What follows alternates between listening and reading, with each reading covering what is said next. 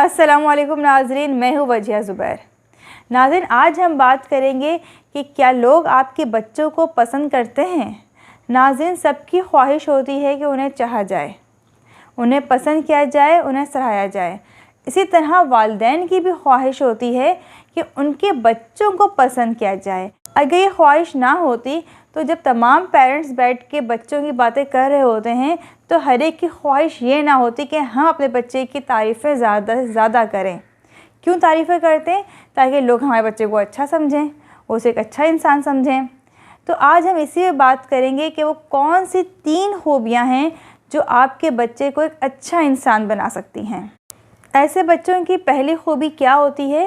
पहली खूबी होती है वो दूसरों की कामयाबियों को सेलिब्रेट करते हैं। नाज़रीन, किस चीज़ की डिमांड ज़्यादा होती है? उसकी जो कम होती है। इसकी मिसाल ख़वातीन इस तरह समझ सकती हैं कि अगर उन्हें मार्केट में टमाटर बहुत ज़्यादा नज़र आते हैं तो पहली सोच दिमाग में यही आती है कि टमाटर सस्ते हो गए हैं। यानी जो चीज़ मार्केट में बहुत ज़्यादा होती है, जिसकी सप्लाई बहुत ज़्यादा होती है, उसकी कीमत कम हो जाती है। और अगर किसी चीज़ की सप्लाई कम हो जाती है, जैसे टमाटरों की सप्लाई बहुत कम हो गई थी अभी बीच में, तो टमाटर 300-400 रुपये किलो ही मिल रहे थे। नाज़रीन, हमारे यहाँ अक्सरियत किस तरह के लोगों की है? हमारे यहाँ अक्सरियत उन लोगों की है जो दूसरों से जेलस होते हैं, जो दूसरों की कामयाबियों पर खुश नहीं होते हैं, बल्कि इनसिक्योर फील करते हैं, खौफज़दा हो जाते हैं कि कहीं इसकी कामयाबी से हमें कोई नुकसान ना पहुँच जाए। इसलिए हमारी सोसाइटी में ऐसे लोगों की अक्सरियत है जो बहुत ज़्यादा जेलसी का शिकार हैं। आपने अपने बच्चों को बाकी लोगों की तरह नहीं बनाना है, अक्सरियत जैसा नहीं बनाना है। आपने अपने बच्चों को सिखाना है कि दूसरों की कामयाबियों पर खुश होते हैं, उनकी कामयाबियों को सेलिब्रेट करते हैं। अच्छा, बच्चा सीखेगा किस तरह से? बच्चा तमाम चीज़ें सीखता है अपने वालिदैन से। यानी अगर आप अपने घर में किसी की भी कामयाबी पे खुश होते हैं, उसको सराहते हैं, उसकी तारीफ़ करते हैं, तो आपका बच्चा भी यही सीखेगा। दूसरों की कामयाबियों पर खुश होना, उन्हें सराहना, उनकी तारीफ़ करना।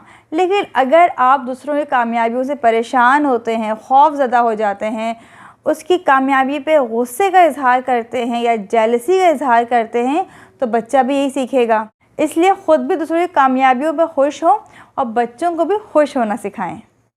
दूसरी खूबी है उन्हें देने वाला बनाएं। नाज़रीन, इकनॉमिक्स हमें बताती है कि दुनिया में हर चीज़ स्केर्स है, यानी हर चीज़ की किल्लत है। हम किसी भी चीज़ को देख लें, कोई भी चीज़ वाफिर मिक़दार में हमारे पास नहीं है। अगर हम हवा की बात करते हैं तो आप देख लें, क्लाइमेट चेंज तो पूरी दुनिया में नज़र आ रहा है आपको। दुनिया के कितने बड़े बड़े शहर हैं जहाँ सांस लेना भी मुश्किल है। इन शहरों में दिल्ली और कराची भी शामिल हैं। इस तरह अगर हम पानी की बात करते हैं कि पानी बहुत वाफिर मिक़दार में है, तो जितना भी पानी पूरी दुनिया में है उसमें से मुश्किल से 3% पानी है जो पीने के काबिल है, बाकी पानी पीने के काबिल ही नहीं है। इस तरह हम खाने की बात करते हैं तो कितने ममालिक ऐसे हैं जहाँ पे खाना है ही नहीं, जहाँ पे लोग कहत से मर रहे हैं। इस तरह हर चीज़, कोई भी चीज़ आप देख लें, उसकी किल्लत है, उसकी फरावानी नहीं है। तो ऐसी सोसाइटी जहाँ ये सोच हो कि हर चीज़ की किल्लत है, कोई भी चीज़ वाफिर मिक़दार में नहीं है, तो हर शख्स सिर्फ अपने बारे में सोचना शुरू कर देगा कि मेरी चीज़ें जो पूरी हो जाएं, मेरी कमी जो है वो पूरी हो जाए, मुझे किसी चीज़ की किल्लत ना हो। लेकिन ये हमें सिखाती है इकनॉमिक्स, मगर हमारा मज़हब हमें बताता है कि हर चीज़ वाफिर मिक़दार में है। अगर हम अल्लाह ताला का शुक्र अदा करें और दुरुस्त तरीके से मनसूबा बंदी करें। और सारे ममालिक को देखते हैं जहाँ पे हवा का मसला नहीं है, वहाँ बेहतरीन माहौल है। इस तरह हम बहुत शहरों को देखते हैं जहाँ पे पानी का मसला नहीं है, खाने पीने का मसला नहीं है। हर चीज़ हमें लगता है कि उन ममालिक में वाफिर मिक़दार में है। क्यों? क्योंकि उन्होंने एक दुरुस्त तरीके से मनसूबा बंदी की है। इसी तरह से जो शख्स ये सोचता है, जिसका माइंडसेट ये होता है कि मेरे पास बहुत कुछ है, मैं दूसरों को दे सकता हूँ, मेरे पास कमी नहीं आ जाएगी दूसरों को देने से, तो वो हमेशा खुश रहता है, वो हमेशा दूसरों को देता है।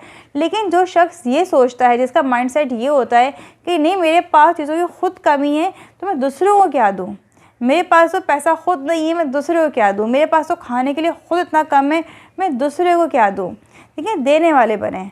देने वाले किस तरह से बनेंगे? आप लोगों को वक्त दे सकते हैं, आप लोगों को मुस्कुराहट दे सकते हैं, तसल्ली दे सकते हैं, दिलासे दे सकते हैं। आप यकीन करें आपका वक्त भी बहुत अहमियत रखता है। आप अपना वक्त भी लोगों को दे सकते हैं। अपने आसपास देखें लोगों को, कितने लोग ऐसे होंगे जिनसे कोई बात करने वाला नहीं होगा। थोड़ी देर आप उनसे बात कर लें तो उनकी ज़िंदगी में कितना अच्छा चेंज आ जाएगा, कितना खुश हो जाएंगे वो लोग। इस तरह बहुत से ऐसे लोगों की काउंसलिंग कर चुकी हूँ जिनके पास कोई बात करने वाला ही नहीं है। परेशान रहते हैं कि पूरे पूरे दिन हम किसी से बात ही नहीं कर सकते, कोई होता ही नहीं हमारे पास। वो 1 घंटे की उनकी काउंसलिंग होती है, उसमें इतने खुश होते हैं कि हमें लग रहा है कि हम जो इतने अरसे से खामोश थे अब जाके हमारी खामोशी टूटी है। इस तरह बहुत से बच्चे जो अपने पेरेंट्स की वजह से परेशान होते हैं कि वो वक्त नहीं दे पाते हैं, तो वो स्पेशली मुझसे रिक्वेस्ट करते हैं कि आप हमारी वालिदा से रोज़ाना 1 घंटे की बात कर लें। हमें खुशी होती है ऐसे लोगों से बात करके। जब हम ऐसे लोगों से बात करते हैं तो उनकी लाइफ में बड़ा अच्छा चेंज आता है। क्यों? क्योंकि उनको लगता है कि उनको सुनने वाला है। इसी तरह आप भी अपने आसपास देखें, अगर कोई ऐसा है जिसको आपकी ज़रूरत है तो थोड़ा सा वक्त उसको दे दें। आप देने वाले बने, जितना देंगे अल्लाह ताला आपको इतना ज़्यादा देगा। और जो देने वाले लोग होते हैं उनको सब पसंद करते हैं। अपने बच्चों को भी देने वाला बनाएं। जो बच्चे शेयर करते हैं अपनी चीज़ें उन्हें सब पसंद करते हैं। अगर उनके पास लंच है, थोड़ा ज़्यादा लंच उनको दे दें ताकि वो अपने क्लास से बाकी बच्चों से शेयर कर सकें। आप उनको 1 पेंसिल दे रहे हैं, उसके बजाय उनको 2 पेंसिल्स दे दें ताकि वो किसी और बच्चे की हेल्प कर सकें। इस तरह कोई बच्चा परेशान है तो आप अपने बच्चे से कह सकते हैं कि बेटा आप उसके साथ बैठ के बातें करें। किसी का कोई दोस्त नहीं है, आप उसे दोस्ती कर लें। इस तरह आप अपने बच्चे को देने वाला बना सकते हैं। तीसरी खूबी है हाल में रहते हैं। हाल में रहने वाले लोगों से बुनियादी तौर पे मुराद ऐसे लोग हैं जो आगे बढ़ जाते हैं, यानी माजी में जो हो गया वो हो गया। अब वो माजी की वजह से ना खुद गिल्ट में रहते हैं ना दूसरों को गिल्ट में डालते हैं। यानी वो अपना हाल ये सोच सोचे ख़राब नहीं करते कि हमारा माजी कितना ख़राब गुजरा है या हमने अपने माजी में कितनी गलतियाँ की हैं, या हम काश ऐसा ना करते माजी में तो आज हम इतने बड़े नुकसान का सामना ना कर रहे होते। माजी में हमने ये ना किया होता तो आज हम बहुत खुश होते हैं। अब वो क्या करते हैं कि माजी को रिपीट कर करके अपने हाल को भी ख़राब कर लेते हैं। नाज़रीन, हाल में रहने वाले लोग अपने मौजूदा वक्त से भरपूर फ़ायदा उठाते हैं। इसलिए आप भी अपने बच्चों को हाल में रहना सिखाएं। अगर माजी में कोई परेशानी हो गई है जिसकी वजह से वो गिल्ट में हैं तो उन्हें बताएं कि बेटा अगर तुमने अपना हाल अच्छा कर लिया, तुमने अपना आज अच्छा कर लिया तो तुम माजी को ही भूल जाओगे और तुम्हारा मुस्तकबिल भी अच्छा हो जाएगा। क्योंकि नाज़रीन, हर वक्त माजी को याद करने वाले हाल भी ख़राब करते हैं। अगर हाल ख़राब हुआ तो फिर आपका मुस्तकबिल भी ख़राब हो जाता है।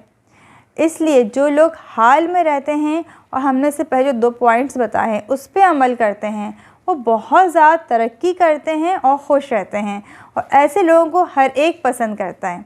इसलिए इन 3 खूबियों को अपने बच्चों के अंदर पैदा करने की पूरी कोशिश करें, और ये खूबियाँ उस वक्त आसानी से पैदा हो जाएंगी जब इन खूबियों को आप अपने अंदर पैदा कर लेंगे। उम्मीद है आज की वीडियो पसंद आई होगी। कमेंट्स में अपनी राय का ज़रूर इजहार कीजिएगा। बहुत बहुत शुक्रिया। अल्लाह हाफ़िज़।